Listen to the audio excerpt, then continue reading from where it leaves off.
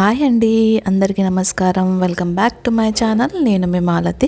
మీరు కనుక నా వీడియోస్ ఫస్ట్ టైం చూస్తున్నట్టయితే please do like, share and subscribe to my channel. యాక్చువల్గా నేను ప్రెగ్నెన్సీ రిలేటెడ్ ఇన్ఫర్మేషన్ పోస్ట్ చేస్తున్నాను అనమాట. ప్రజెంట్ ప్రెగ్నెంట్గా ఉన్న వాళ్ళకి యూస్ఫుల్ అవ్వచ్చు ఈ వీడియోస్.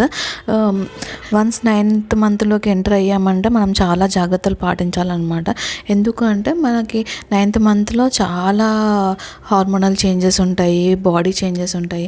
ఈ హార్మోనల్ చేంజెస్ వల్ల మన మూడ్ స్వింగ్స్ ఇవన్నీ చేంజ్ అవుతూ ఉంటాయి అన్నమాట. అండ్ అందులోటి ఏంటంటే బేబీ వెయిట్ పెరుగుతుంది కదా, దానివల్ల కూడా మనకి డిస్కంఫర్ట్ స్టార్ట్ అవుతుంది అనమాట. పొట్ట ఏమంటారు బరువుగా ఉండడము, కింద పెల్విక్ మజిల్స్ పెయిన్ రావడము అలాంటివి జరుగుతూ ఉంటాయి అన్నమాట. మనం మెయిన్గా ఏం కాన్సన్ట్రేట్ చేయాలంటే బేబీ మూమెంట్స్ అనమాట. మెయిన్గా బేబీ మూమెంట్స్ 1 అవర్లో ఒక 2 to 3 కిక్స్ అన్నా ఉండేలాగా మనం చూసుకోవాలన్నమాట. రోజంతా మనము గమనించలేము, అబ్జర్వ్ చేయలేము అనుకుంటే ఆఫ్టర్ ఎవ్రీ మీల్ అనమాట. బ్రేక్ఫాస్ట్ చేసిన తర్వాత ఒక 1 అవర్లో ఒక 3 మూమెంట్స్ అలా, అండ్ ఆఫ్టర్నూన్ లంచ్ చేసిన తర్వాత ఒక 2 to 3 మూమెంట్స్ అలా తెలుస్తున్నాయా లేవా అని చెక్ చేస్తూ ఉండాలి. అండ్ నైట్ డిన్నర్ చేసిన తర్వాత ఒక 2 to 3 మూమెంట్స్ అలా తెలుస్తున్నాయా లేదా అని అబ్జర్వ్ చేసుకోవాలి. మోస్ట్లీ మనకి ఏంటంటే నైట్ టైంలో తెలిసిపోతుంది, ఎందుకంటే క్వైట్గా ఉంటుంది, మనము పడుకుంటాము, వాళ్ళు చాలా యాక్టివ్గా అయిపోతారు అనమాట. అప్పుడు పొద్దంతా మనకు తెలియదు, కానీ నైట్లో మాత్రం చాలా బాగా తెలుస్తుంది అనమాట వాళ్ళ కిక్స్. తెలుస్తూ ఉంటాయి మనకు ఇంకా కిక్స్. మళ్ళీ మోస్ట్లీ ఏంటి అంటే మనకి లెఫ్ట్ సైడ్ తిరిగి పడుకుంటే బెటర్ అండి, ఎందుకంటే కంఫర్ట్ ఉంటుంది, ప్లస్ బేబీ మూమెంట్స్ని మంచిగా తెలుస్తూ ఉంటాయి అనమాట. బేబీకి కూడా కంఫర్ట్ ఉంటుందంట లెఫ్ట్ సైడ్ పడుకోవడం వల్ల. నాకైతే మోస్ట్లీ లెఫ్ట్ సైడే కంఫర్ట్గా ఉంటుంది, నేను లెఫ్ట్ సైడే పడుకుంటాను అనమాట. తాత, అమ్మమ్మ, ఇంకా తాత, ఇంకా మామా, డాడీ, నాని, అత్త, అక్క, అన్న, తాత, అమ్మ, ఇంకా మమ్మీ. అదే పెద్ద మమ్మీ అంటే మమ్మీ అంటే పెద్ద మమ్మీ, అరే పెద్ద మమ్మీ, పెద్ద డాడీ, ఇంకా mall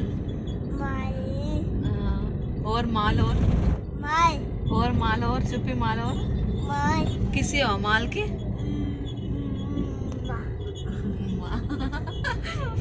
very good rayon, super నువ్వు. అండ్ మెయిన్లీ ఏంటంటే 9th మంత్లో కాంప్లికేషన్స్ ఎక్కువ ఉంటాయి కాబట్టి బీపీ కానీ షుగర్ కానీ ఉన్న వాళ్ళు చాలా జాగ్రత్తగా ఉండాలండి. ఎందుకంటే బీపీ ఎక్కువైనా కూడా సడన్గా బేబీ హార్ట్ బీట్కి ప్రాబ్లం వచ్చే ఛాన్సెస్ ఉంటాయి అన్నమాట. అండ్ షుగర్ కూడా అంతే అనమాట. షుగర్ ఉండడం వల్ల మనకి ప్రాబ్లమే, అండ్ బేబీకి కూడా ప్రాబ్లం అయ్యే ఛాన్సెస్ ఉంటాయి అన్నమాట. సడన్ డెత్స్ కూడా అయ్యే ఛాన్సెస్ ఉంటాయి. సో ఎంత జాగ్రత్తగా ఉంటే అంత బెటర్ అనమాట. షుగర్ అయినా చాలా కంట్రోల్గా, అంటే ఏమేమి ఫుడ్స్ తీసుకోవాలో అవే తీసుకోవాలన్నమాట. ఎక్కువ స్వీట్స్ అంటే మన డైట్లో చూసుకోవాలి, కార్బోహైడ్రేట్స్, అది ప్రోటీన్స్, విటమిన్స్ ఇవన్నీ ఉండేలాగా మనము చూసుకొని తింటూ ఉండాలన్నమాట. ఎందుకంటే ఇప్పుడు జాగ్రత్త తీసుకుంటేనే మనము అండ్ మన బేబీ సేఫ్గా ఉంటుంది కదా. సో ఇలాంటి జాగ్రత్తలు పాటించాలన్నమాట ఫుడ్ విషయంలో మాత్రం. మెయిన్గా ఏంటంటే ఈవినింగ్ అంటే నైట్ టైంలో చాలా లైట్ ఫుడ్ తీసుకుంటే బెటర్ అనమాట 9th మంత్లో. ఎందుకంటే మనకి డైజెషన్ అంత ఈజీగా అవ్వదు అనమాట. బేబీ వెయిట్ పెరుగుతుంది కదా, సో దానివల్ల కూడా అంత ఈజీగా డైజెషన్ అవ్వదు. అండ్ మెయిన్ థింగ్ ఏంటి అంటే వాటర్ అండి. వాటర్ అయితే చాలా తాగాలి, అంటే మనకి డీహైడ్రేట్ అవ్వద్దు అనమాట. ఎప్పుడు హైడ్రేటెడ్గా ఉండాలి, బాగా వాటర్ తాగుతూ ఉండాలి. ఎందుకంటే బేబీ వెయిట్ పెరుగుతుంది కదా, పొట్టలో స్పేస్ తక్కువ ఉండి ఉమ్మనీరిన తక్కువ అయ్యే ఛాన్సెస్ ఉంటాయంట లాస్ట్ మూమెంట్లో.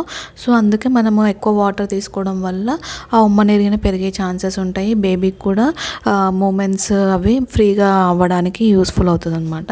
అండ్ ఇంకోటి ఏంటి అంటే కొంతమందికి మూమెంట్స్ కూడా తక్కువ అవుతాయి అనమాట. ఆ తక్కువ అవ్వడము బేబీ వెయిట్ పెరగడం వల్ల ఆ మూమెంట్స్ ఫ్రీగా తిరగడానికి రాకపోయేసరికి మూమెంట్స్ కూడా తక్కువ అవుతాయంట. సో దానికి అంత భయపడాల్సిన అవసరం లేదనమాట. అంటే మరీ తక్కువ ఉంటే మాత్రం ఖచ్చితంగా కన్సల్ట్ అవ్వాల్సిందే, డాక్టర్ దగ్గరికి వెళ్ళాల్సిందే. ఒకవేళ మీకు డేలో ఒక కనీసం ఒక 15-20 మూమెంట్స్ అయినా ఉండాలండి డే మొత్తం. అంటే మార్నింగ్ 24 అవర్స్లో ఒక 15-20 మూమెంట్స్ అయితే ఖచ్చితంగా ఉండాలి.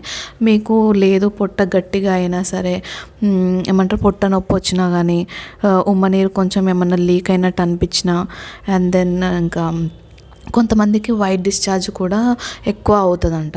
అది అలా అయినా సరే, లేదంటే బ్లీడింగ్ అవుతుంది సడన్గా కొంతమందికి. సో అలా అయినా సరే ఇలాంటివన్నీ ఎమర్జెన్సీ కేసెస్ కదా, వెంటనే వెళ్ళిపోతే బెటర్ అనమాట. మన సొంత నిర్ణయాలు తీసుకోకుండా డాక్టర్ని కన్సల్ట్ అవుతే బెటర్ అనమాట. అండ్ ఇంకోటి ఏంటి అంటే, మనకి లాస్ట్ మూమెంట్లో కొంచెము ఫాల్స్ పెయిన్స్ వచ్చే ఛాన్సెస్ కూడా ఉంటాయి అన్నమాట. మనకి కాంట్రాక్షన్స్ అంటే ఎలా ఉండాలంటే కంటిన్యూగా రావాలి పెయిన్స్. కొంతమందికి ఏంటంటే ఇట్లా కొద్దిసేపు అలా పెయిన్ వచ్చేసి వదిలేస్తుంది అనమాట. ఒక 5 minutes, ఒక 2 minutes అలా వచ్చి వదిలేస్తుంది. అలా కాకుండా మనకి కంటిన్యూగా పెయిన్ రావాలన్నమాట. కంటిన్యూగా ఒక 1/2 hour, 1 hour అలా పెయిన్ వచ్చిందంటే ఖచ్చితంగా మనం వెళ్ళాల్సిందనమాట హాస్పిటల్కి.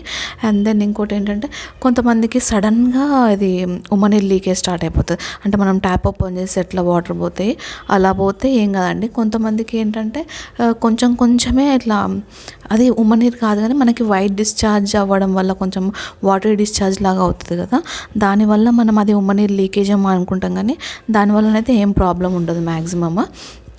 ఒకవేళ మీకు ఉమ్మనీరు లీకేజ్ అవుతుంది అనుకుంటే మాత్రం వెళ్ళాలన్నమాట వెంటనే. అండ్ మోస్ట్లీ ఇట్లా ఎక్సర్సైజెస్ చేయడానికి ట్రై చేయండి. Walking is the best exercise అనమాట.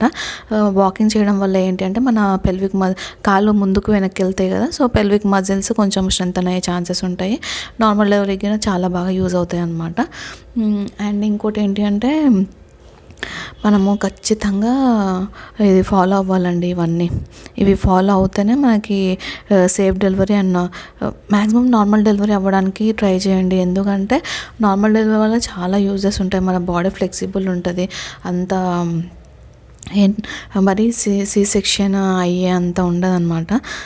మంచిగా ఫ్రీగా తిరగవచ్చు, అన్నీ చేసుకోవచ్చు మన పనులు మనము. ఇంతే అండి. ఇంకా thanks for watching till the end. Bye.